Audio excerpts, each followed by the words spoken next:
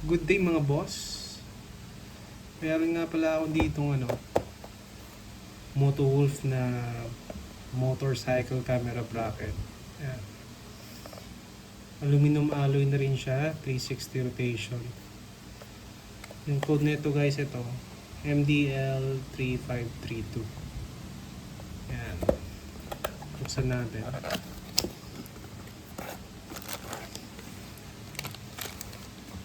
Ito yung bracket niya.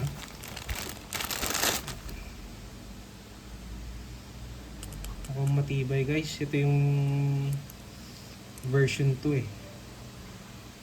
Ayan. Matibay siya kasi kumapal. Unlike yung version 1 nila na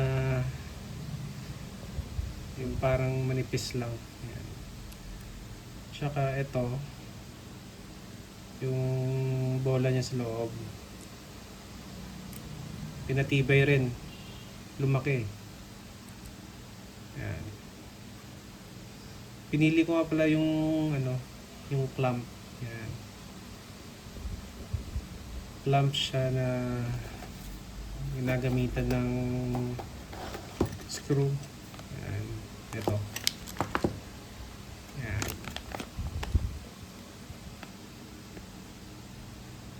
Kasi try ko subukan to. Mukhang mas matibay siya kasi ika-clamp mo siya dito sa mga manubela nyo. Tapos pwede rin dito sa side mirror na extension bracket. Pagkatapos kasi ito, yan, kung gusto niyo ng screw dito, yan,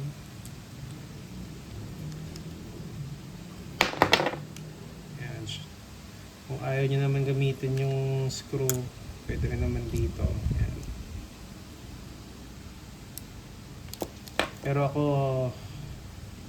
mas preferred ko tong screw. Yan.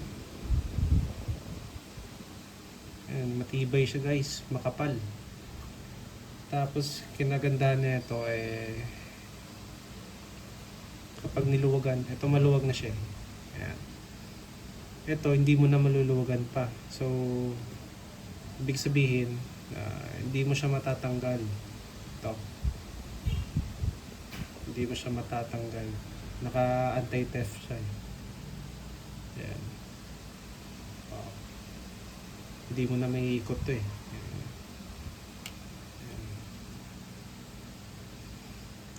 Yun lang guys. Tapos subukan natin dito sa may bracket. Yan. Motowolf rin to. Yan. Kasi ilalagay ko siya pag ganito. Yan.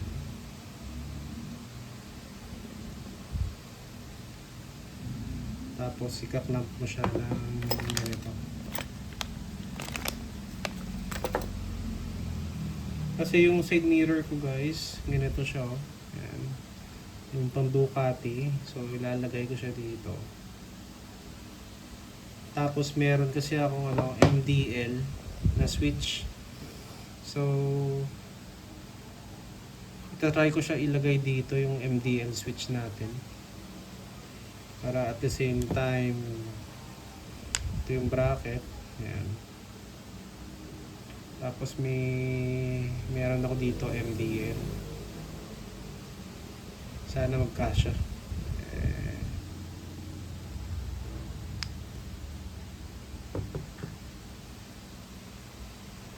Yun lang mga boss. Kaya try ko muna kung matibay nga talaga pa.